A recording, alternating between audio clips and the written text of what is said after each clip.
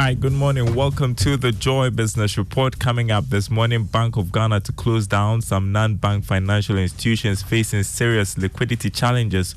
Also, new data by World Bank indicates that extreme and overall poverty rates continue to decline in urban areas but are going up in rural areas. Plus, Ghana may lose its position as one of the best exporters of cocoa if swift measures are not taken to address issues of encroachment by some real estate developers. Details coming up.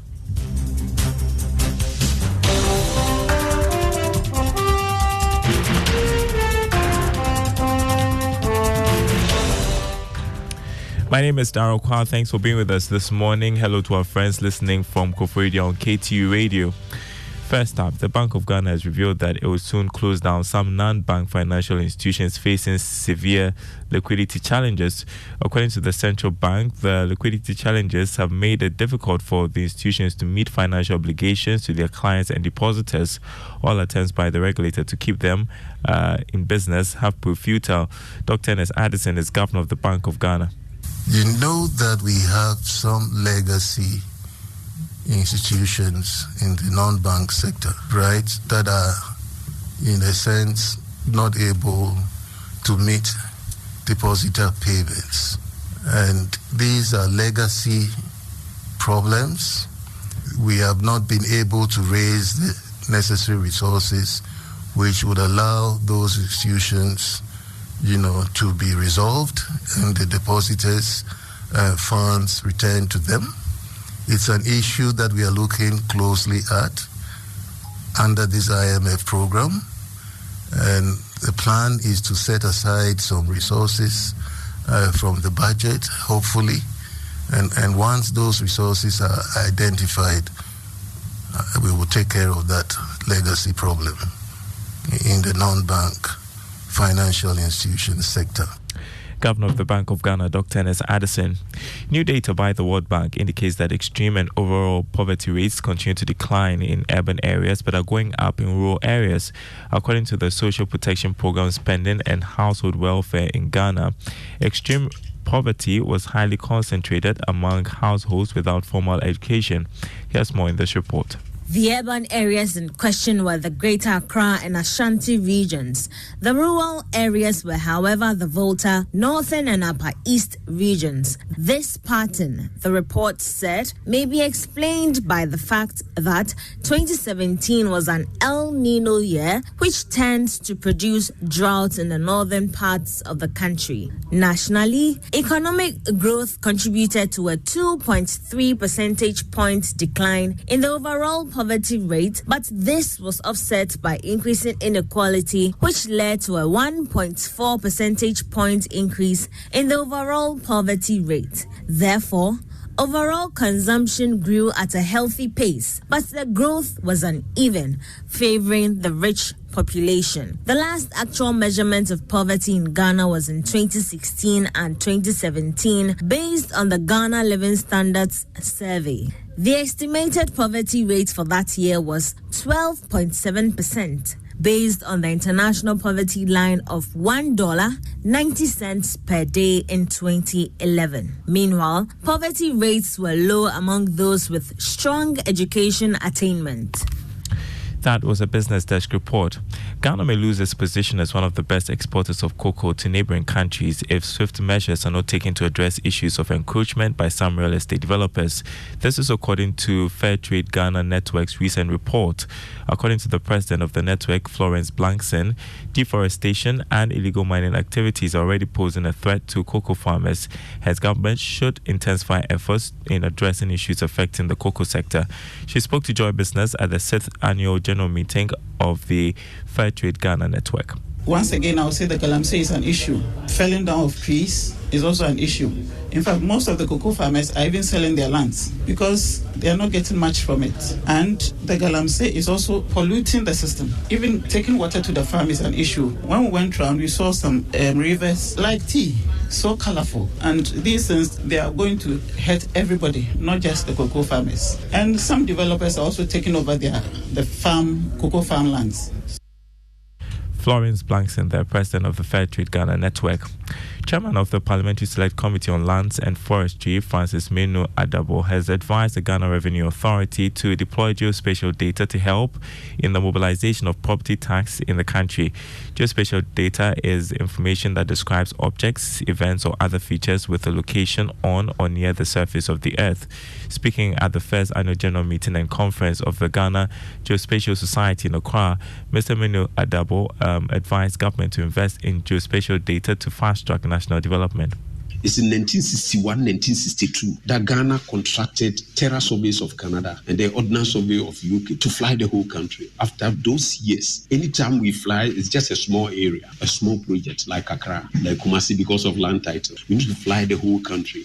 One of the advantages, one of the best reasons why Ghana should do geospatial data is that there are so many houses in the country we don't even know where they are to take tax. Many houses, but if you fly the whole country, no matter where your house is hidden, to come out. So that the district assemblies can go to all these places and take data and take tax to build the country for revenue generation. Chairman of the Parliamentary Select Committee on Lands and Forestry, Francis Menu Adabo. Now, the Ministry of Works and Housing is almost ready with the establishment of a regulatory body to support private sector efforts in addressing challenges in the country's housing sector. According to Deputy Minister of Works and Housing, Abdullahi Abanga, this will go a long way to help attract more investors into the sector. He was speaking at the launch of Legato Heights, a modern home facility by Val Estate in Accra. I would like to take this opportunity to briefly outline some of the government initiatives geared towards transforming the industry in aligning with the infrastructure development agenda of His Excellency, the President of the Republic of Ghana. So at present, our ministry is actively engaged in revising and enacting new laws addressing institutional gaps to lay a robust foundation for implementing industry best practices. As part of this effort, the Ministry of Works and Housing is spearheading the establishment of the Ghana Housing Authority. This regulatory body will collaborate with private sector developers to oversee, plan, and manage housing development in Ghana. Sales manager of Val Real Estate, Nazir Hali, told Joy Business that the company is ready to provide competitive pricing. The lifestyle and luxury that we're here to offer at Accra in its prime locations. Our prices are one of the most competitive out there, especially with the quality and the delivery periods we have. We are on time, and just with one of our recent projects, Harmonia Villas, we delivered 6 months ahead of schedule. Nazir Harley there, sales manager for Val Real Estate. Turning to other news for you this morning, telecoms firm MTN Ghana has justified the 15% increase in prices of all products and services. This was captured in a statement issued by the firm. Here's George Yaffe with more. This can be described as the first official statement issued by the telecoms giant after it announced last week that prices of all its products and services are going up from 28th of November 2023. It is also the first official position after the increment was hit by some serious opposition, with some subscribers expressing their grievance on the various social media platforms. But for MTN, the review has become necessary so it can continue to make the required investments in their business and deal with new innovations. It also adds that this will deal with the increased operational cost. However, the release was silent on the earlier contradictory statement on the real reason for this adjustment. That is, whether it was due to MTN being described as a significant market player, which prevents it from pricing lower than the other small players in the industry, or whether it was due to operational cost. But for the market regulator, the National Communications Authority, there is little it can do on these prices being reviewed, unless through moral suasion. This is because of the market rules. There is little it can do now to stop MTN from reviewing the prices. George Yaffe with that report. The Ghana Online Drivers Union is calling on government to fix the roads, street lights and traffic lights. According to the union, these are major challenges affecting the flow of the ride-hailing business, especially at night. Speaking at the Driver-Led Safety Summit organized by Bolt Ghana, Deputy General Secretary of the union, George Annan, emphasized how these problems affect the safety of members. The roads. Road safety has a lot when the government is demanding roadworthiness. Meanwhile, the roads are bad, deplorable roads. And so one of the areas or sectors we ask government to look at is our road. You have to look, the bad roads, potholes have to be fixed. And then street lighting, traffic lights. These are areas that the government should look at. We're also looking at our safety.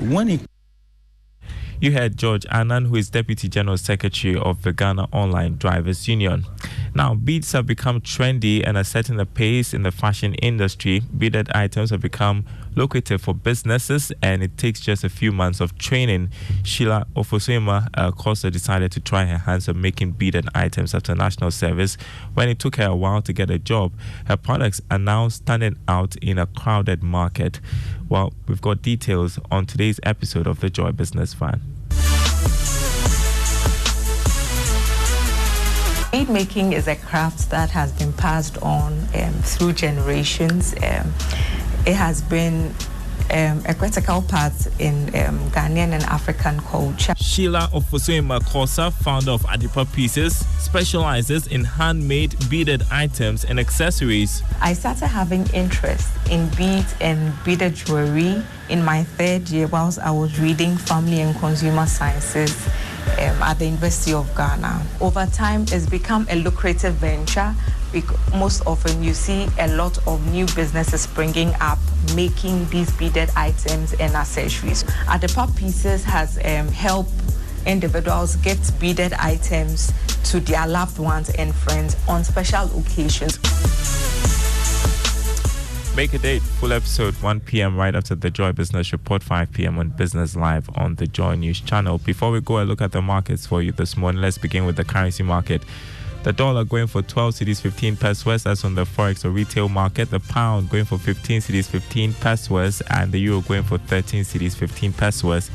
On the commodity market, crude oil selling at $81 a barrel this morning. Gold increased by $6 to open trading at $2,046 an ounce. Cocoa, however, trading at $4,201 a ton after going up by a significant $71. More news on our website, myjoyonline.com/business. My name is Darryl Carr. Thanks for listening. I don't get to do commentary today.